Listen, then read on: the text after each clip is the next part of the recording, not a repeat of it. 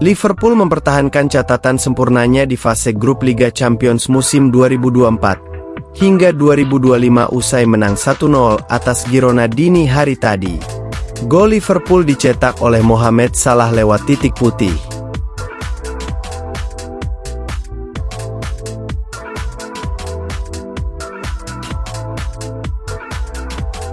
Liverpool tampil dominan dengan 63% ball possession dan membuat 15 tembakan, 7 diantaranya on goal.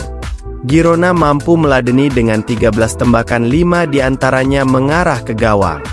Satu-satunya gol dihasilkan dari penalti Mohamed Salah pada babak kedua.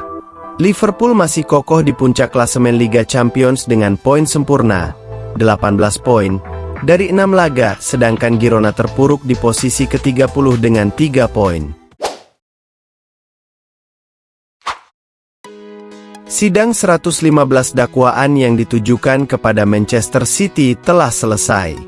Kini tinggal menanti keputusan, yang bakal diumumkan dalam beberapa bulan mendatang. Sejak 16 September kemarin, 115 dakwaan Manchester City sudah diterima oleh International Dispute Resolution Center. Argumen terakhir telah diutarakan pada Jumat minggu lalu. Dilansir dari Daily Mail, keputusan hasil sidang tersebut diakini selesai dalam beberapa bulan mendatang.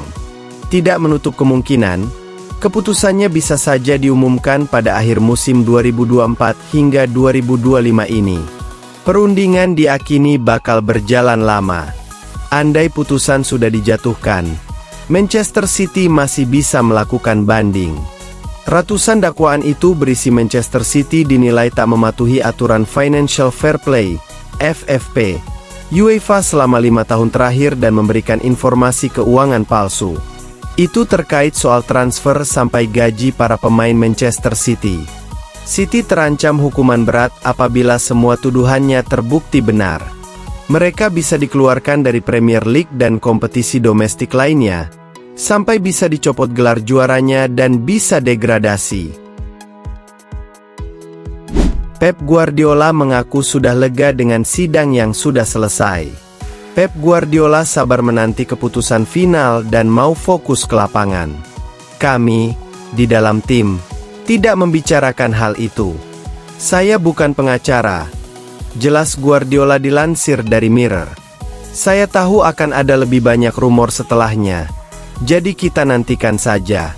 Saya selalu bilang, semua orang tidak bersalah sampai terbukti bersalah. Jadi, lihat saja nanti, tutur Pep Guardiola.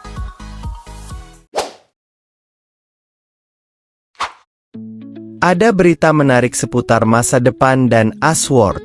Sang direktur olahraga dilaporkan berpotensi pindah ke Arsenal usai dicampakkan Manchester United. Dan Ashworth bergabung dengan Manchester United di musim panas kemarin. Ia ditebus dari Newcastle untuk menjadi direktur olahraga Manchester United. Namun belum genap 6 bulan bekerja, Ashworth dipecat Manchester United. Sir Jim Ratcliffe sebagai pemilik Manchester United memutuskan untuk berpisah dengan Ashworth karena perbedaan visi. Ashworth yang saat ini sedang menganggur nampaknya bisa segera bekerja lagi. The Sun melaporkan bahwa Arsenal berminat pada jasanya. Menurut laporan tersebut, Arsenal tertarik untuk menggunakan jasa Ashworth sebagai direktur olahraga mereka yang baru. Jadon Sancho telah mengakui bahwa ia harus membuktikan kualitasnya setelah banyak orang yang menganggap dirinya underperform musim lalu setelah penampilannya yang sangat mengecewakan di Manchester United. Sancho membuktikan dirinya sebagai salah satu talenta top Eropa selama 4 tahun di Borussia Dortmund. Lalu dia memutuskan untuk pindah ke Manchester United dengan nilai transfer senilai 73 juta pound sterling ketika menginjak usia 21 tahun. Namun, Sancho kesulitan untuk tampil di Manchester United. Tahun keduanya dimulai dengan cukup baik sebelum permasalahan datang dari masalah fisik dan mental. Seperti yang diungkapkan oleh Erik ten Hag pada saat itu, membuatnya harus meninggalkan tim. Sancho terlibat sebuah pertengkaran dengan pelatih asal Belanda membuat sang pemain dibuang pada tahun 2023 dan dipinjamkan kembali ke Dortmund. Sancho tampil mengesankan di Jerman, dan berhasil membawa Dortmund ke final Liga Champions musim lalu. Setelah masa peminjamannya habis, Sancho kembali pulang ke Manchester United. Ia tampil sebagai pemain pengganti di Community Shield namun tidak masuk ke dalam skuad Premier League. Hingga dia kembali dipinjamankan ke Chelsea dengan kewajiban untuk membeli sang pemain. Sancho merasa nyaman di Chelsea. Sejak hari pertama, mereka membuat saya merasa diterima di Chelsea, kata Sancho. Pemain berusia 24 tahun ini mencetak gol pertamanya di Chelsea saat menghadapi Tottenham. Saya tahu bahwa saya harus membuktikan kepada banyak orang bahwa saya salah, sambung Sancho. Saya telah bekerja sangat keras. Izinkan saya mengucapkan terima kasih kepada para staf dan tim yang telah mempercayai saya dan memberikan saya kesempatan ini. Sancho juga mengalami beberapa kesulitan di Chelsea, tetapi tampaknya tidak mempengaruhi hubungan kerjanya dengan sang pelatih.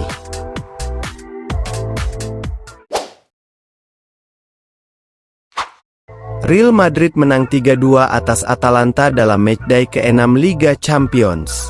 Rabu dini hari waktu Indonesia Barat.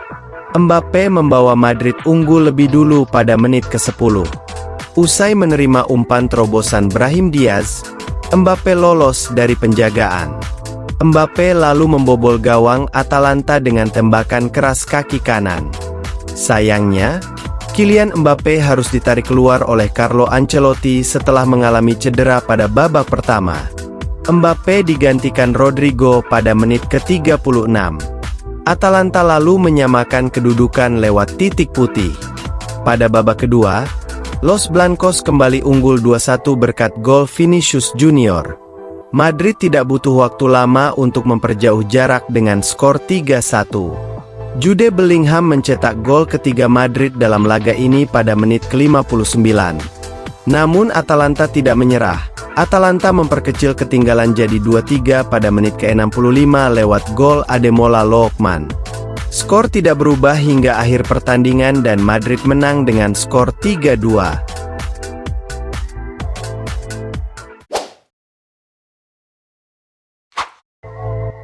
Bayern Munich melibas Shakhtar Donetsk 5-1 dalam lanjutan Liga Champions musim ini. Tambahan 3 poin membuka kesempatan bagi Munchen untuk lolos langsung ke 16 besar.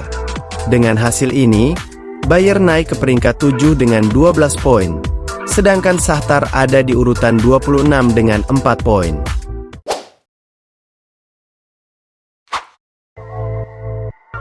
Inter Milan harus kalah dramatis dari Bayer Leverkusen dengan skor 0-1.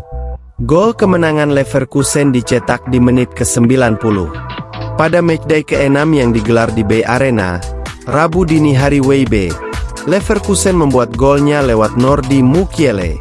Leverkusen tampil dominan dengan 17 attempts, 5 diantaranya on goal dan menguasai 61% ball possession. Inter tak bikin satupun shot on target dari total 5 tembakan sepanjang laga. Alhasil Inter menerima kekalahan pertama di Liga Champions musim ini dan turun ke posisi keempat klasemen Liga Champions dengan 13 poin. Leverkusen punya poin sama keurutan kedua klasemen tapi unggul selisih gol 7-6 milik Inter. Paris St-Germain memperoleh kemenangan penting di Liga Champions. Raksasa Prancis itu mengalahkan RB Salzburg 3-0 pada dini hari tadi untuk maju ke tempat playoff. Pasukan Luis Enrique tampak tajam di babak pertama. Hakimi memberi umpan kepada Ramos untuk gol pembuka pada menit ke-30. Tim Paris tampak berbahaya di babak kedua saat tim tuan rumah kesulitan menemukan keunggulan mereka. Mendes menggandakan keunggulan mereka di menit ke-72. Jelang akhir laga Doué membuat PSG unggul 3-0. Skor tidak berubah dan PSG berhasil meraih poin maksimal dan bertengger di posisi ke-24 Liga Champions musim ini.